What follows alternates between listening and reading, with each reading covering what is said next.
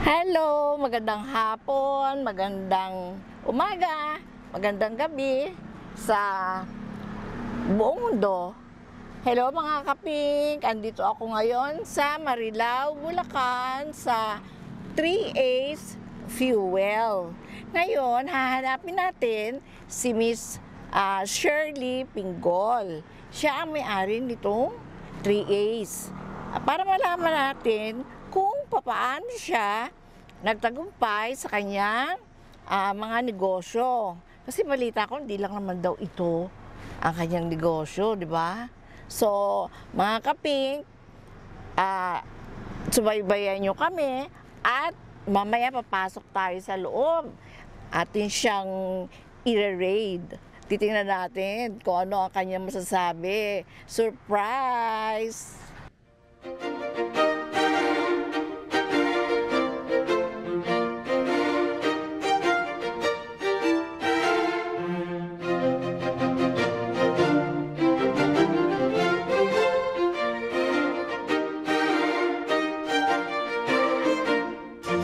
Ay, magandang hapon po. Afternoon po. Ay, Miss Shirley, surprise! Mapapanood natin ito sa Pink Rose TV. Siya si Miss Shirley Pinggol. Ayan. Siya po may-ari ng 3A's. At meron pa din siya mga nakatagong negosyo. Re-raid din natin. Yun. Salamat. Ayun. Kumusta kayo? Unang-una maraming salamat po sa Pink Rose TV, no? At kami ang napili nyo ma-interview na. It's really a privilege, ma'am. So, ang ganda-ganda nyo pala sa personal. Opo. Salamat, ma'am. Salamat. Ako appreciate na nandito po kayo sa amin. Wala akong masabi. Ngayon, ma'am, no? Opo. Mukhang bago pa lang yata ba ito? Yes, ma'am. 1 year pa lang kami last November 3. November 3. So, kare-rebrand lang po ng 3A's Fuel. So, ito nga nakita niyo, ma'am. Unti-unti pa lang namin inaayos at dinedevelop to 3A's Oo, Fuel. pero maganda ha. Maganda tong pwesto ninyo kasi daanan siya ng mga sasakyan. Oo. Salamat po. So, saan po tayo pwede magkwentuhan? Marami akong itatanong sa inyong secret. Naku, gusto ko yan, ma'am. At yun, may naabangan din natin. Abangan nyo rin po ang kwento ni Shirley Pinggol na from squatter ngayon ay may sarili ng gasoline station. Wow!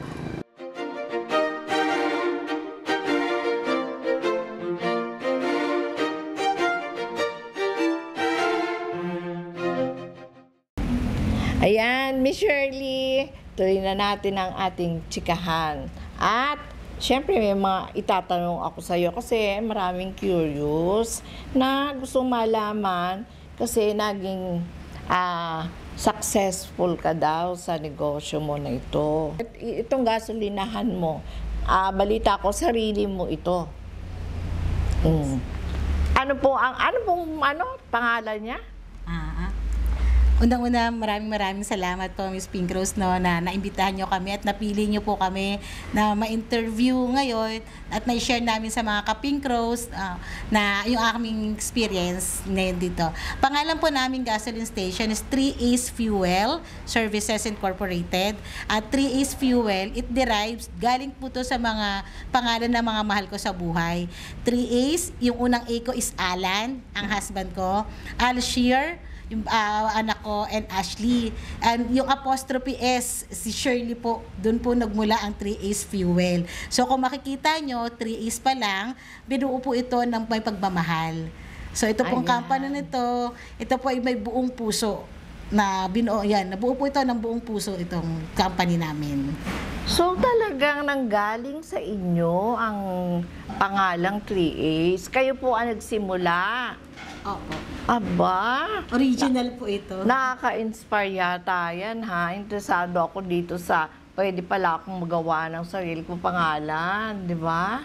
Yung sa mga gusto magsimula ng negosyo. Ayan. Tapos may tatanong din ako, Miss Shirley. Kasi nabalita namin na nabanggit nyo rin na nagsimula kayo galing kayo sa squatters area po. Hindi ko po kinakahiya yun. Kasi sabi ko nga, gusto kong maging inspirasyon. Marami rin, ngayon po, nakakatuwa nga po dahil nga daw dun sa narinig nila, buhat sa kwento ko, marami nang umaamin ngayon na they come from squatter area, tapos ngayon umangat daw sila. Noon siguro, kinahihiya nila. Pero nung narinig nila yung kwento ko, naging proud na sila ngayon dun sa mga nagtitinda ng kung ano-ano sa palengke, sa squatter, nandun naman sa ilog, at ngayon asensado na sila. Kaya nakakatuwa po dahil hindi na ngayon kinahihiya ang kahirapan. Ay, opo naman. Kung saan po tayo nanggaling, di ba kasabihan nga ng matatanda noong una, ang hindi lumingon sa pinanggalingan ay di makakarating sa paroroonan. So, nakakatuwa naman, Miss Shirley, kasi hindi mo naman itinago, di ba, kung saan nanggaling. At saka sigurado, yan din ang pinamulat mo sa mga anak mo. Opo. Totoo po yan. Kaya yung mga anak ko po, ako mismo nagsasabi doon sa mga staff na namin na wag nyo silang tatawagin na ma'am and sir. Kaya mismo ang sinasabi ko doon sa mga anak ko, kayo lagi ang tignan nyo na lang yung edad, yung dugo. Dapat ang lagi yung tingin sa kanila, kuya, ate, yun pa rin na itatawag nyo sa kanila. Wag nyo ipaparamdam sa mga staff natin na kayo ay anak ng boss o magiging boss kayo in the future. Kasi you'll never know, baka ngayon tayong nasa itaas, bukas sila naman. So, kailangan pantay pa rin ang tingin natin sa mga tao. Lagi kong sinasabi sa kanila, ay yung mga pagkain na kung ano yung pagkain na kinakain nila, yun lang din ang sa atin. Siguro ngayon, dahil may konti tayong binigay si Lord na binigay na biyaya sa atin, ngayon, kaya nga yung araw-araw magkumain ng Jollibee, hindi katulad ng mga staff natin, siguro, every sweldo lang.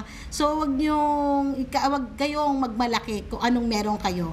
Yun ang pinamumulat ko sa mga anak ko ngayon, ma'am. Pero taga rito po kayo mismo sa Marilao, Bulacan? Since 1999 po, nakabili po yung husband ko sa Marilao. Pero ako po ay tubong, yun nga, nasabi ko, nanggaling po ako sa squatters area, so marami akong pinanggalingan.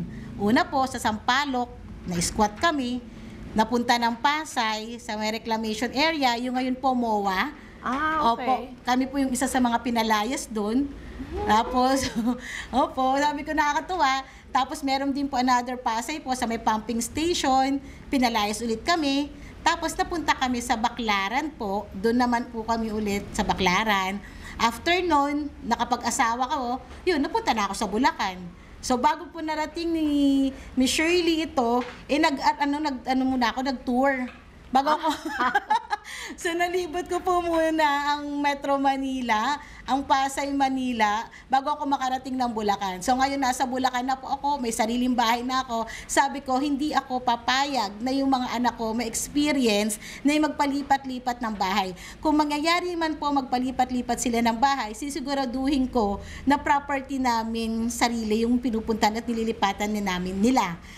Katulad ngayon, sabi ko nga, nakakatuwa. Kasi napakabait ni Lord at ng mga binigyaan ako ng mga empleyado na talagang tapat at maasahan ko. Kasi ngayon, anytime pwede sila makapunta ng Tagaytay, ng Batangas, Boracay, Palawan. Kasi we have our own property na po somehow. Doon na pag ginusto nila anytime. So nakakatawa kasi yun talaga naging inspirasyon. Kaya yung sinasabi ko lagi, huwag kayong mahiya kung saan nanggaling yung mga mahihirap noon, na mga kabataan na noon na naghihirap ngayon, yung mga kabataan ngayon na naghihirap kayo ngayon. Yung iba kasi konting paghihirap lang sumusuko na. So huwag yun, gawin yung inspirasyon yun, yung kahirapan, yung pinagdadaanan nyo ngayon. Basta lagi lang kayo mananalig sa Diyos. Tama yun. Ayan, Miss Shirley, nakakatuwa naman ang kwento mo sa buhay, no? Pero balita ko, meron ka pang ibang mga negosyo. Pwede mong i-share sa amin. Sige ma'am. Sabi ko nga, huwag kang mahiya kung anong meron ka. Basta galing sa puso at totoo lang laging sinasabi mo, no? Well, yun. Bago na buo ang 3A's Fuel, meron na po talaga kaming transport service na yung Alshir and Ashley Enterprises. So again, pangalan ng mga anak ko yun, Alshir and Ashley pa din po. So para sa kanila ulit yun. Ito po yung Tranagana shuttle service po ito ng network and mga BPOs. Opo. Nagkikater din po kami ng mga trading sa mga BPS like mga printings, na mga collaterals, etc. Aba, napakadami namang pinanggalingan ng iyong mga negosyo. 'Di ba? So, Miss Shirley, saan ang galing at naisipan mo ang pagninegosyo na ito? Yung sa Alshire, ma'am, yung Alshire and Ashley Enterprises po, nakakatawa kasi nagkatrabaho ako nun sa ABS-CBN. Oh. Opo. Noon po, nung nasa ABS-CBN po ako, ma'am, ako po yung isa sa mga nag-a-assign o nagbo-book ng mga sasakyan ng aking mga account executive. So, sabi nung isa doon, Shirley, may contact ka naman sa different transport. Sabi niya sa different agencies, bakit hindi mo i-try na mag-open ka ng, mag-open ka ng sarili mong sasakyan, maglabas ka ng sarili mong sasakyan, ang dami namang may contact ka na eh. Sabi ko, kaya ko na ba? Sir, boss, kaya ko na ba yan? Lakas na loob. Boss, sabi ko, wala pa kaming perang ganyang kalaki.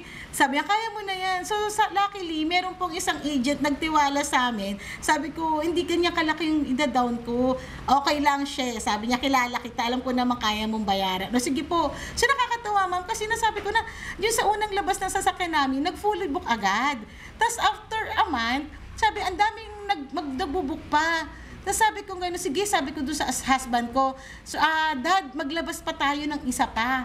Sabi ko, yun, naging dalawa na yung sasakyan ko, same year. Parang April and May and same year, nakapaglabas agad kami. So, fully book, tuloy-tuloy ang booking namin with ABS-CBN.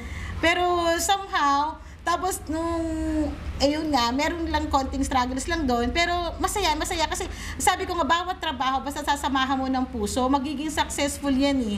Huwag ka lang mag-iisip ng negative, puro positive lang, positive outlook lang. Kasi kami mismo, siguro po yung naugali namin mag-asawa, ma'am. Ang sabi namin, dapat lagi lang unahin si Lord, always look at the bright side, God has a better plan. So hindi kami nag-accept ng mga negativity, tinatapon agad namin yan. Kaya nga sabi namin, ma'am, siguro nagkakaproblema na kami, pero hindi namin alam na problema na pala yun. Kasi we'll always look at the positive side eh. Si Lord ang bahala niya magbalik sa atin yan.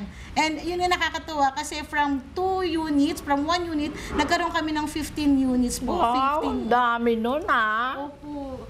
Talagang marami kang mga nakatago dyan na Kay Alshire and Ashley Enterprises pa lang po yun. Opo. And sabi ko nga, ma'am, pangit man siguro sa iba, pero ako, ma'am, sabi ko, naging good problem sa amin ng pandemic. Pandemic. Opo. So, sabi ko, ang hirap maging masaya dahil parang tingin namin, mas marami ang malungkot during pandemic. Kasi kami, sabi namin, napakalaking pasasalamat namin kay Lord dahil yung pakiramdam namin na 10 taon dapat namin pagtrabahuan, binigay lang sa amin ng isang kalahating taon. Isang taon, binigay sa amin lahat. Kaya nabuo agad ang 3 gasoline stations after the pandemic. Naku, Opo, ang lakas mo kay Lord Opo, salamat po kasi. ako ma'am, thankful ako kasi talagang merong mga empleyado po talagang sumuporta sa akin talaga. Kasi sabi ko hindi ko naman siya kayang suluhin. Kaya ako forever grateful ako unang-una kay Lord at doon sa mga staff ko nga po. Lalo na kay Sir Romeo po, hindi ako iniwan, ma'am eh. Sir Romeo po yun. Hindi ako iniwan po ngayon, yung mga kapatid ko na nakasama ko ng pandemic. So, sabi ko sa hanggang ngayon nandyan sila. Mga kapatid mo, kasama mo. Opo. Ayun. So, sila ang inspirasyon ko talaga, ma'am, na nandun. Kasi sabi ko nga po, naging lang tayo, tayo lang ang way ni Lord, but yung kung anong meron tayo ngayon, yan, share it to everybody. Kung hanggat kaya mo, share it. Ang pera, instrument lang po yan. If you can share it, then go for it. Kasi yun nga hindi mo madadala ngayon. Somehow, mama, hindi mo madadala yun. Pero, Totoo. pero, ang sarap din. Lagi ko po sinasabi, ngayong may pera ka na, pwede maging simple pero masarap, maging komportable. Totoo naman yan. Miss Shirley, maraming salamat sa pagpapaunlak mo sa amin na makapanayam ka namin. Ayan, mga kaping, maraming salamat. At sana i-like nyo, i-subscribe, i-share nyo rin, syempre, para dumami makapanood. Siguro narinig nyo naman ang istorya ni Miss Shirley. Sana maging inspirasyon natin siya, di ba? Mga kaping, abangan nyo uli kami sa susunod na Sabado. Alam nyo na, ang oras natin, 1:30 ng hapon, Circle of Influencers. At maraming salamat din sa Mabuhay PH Digital Network.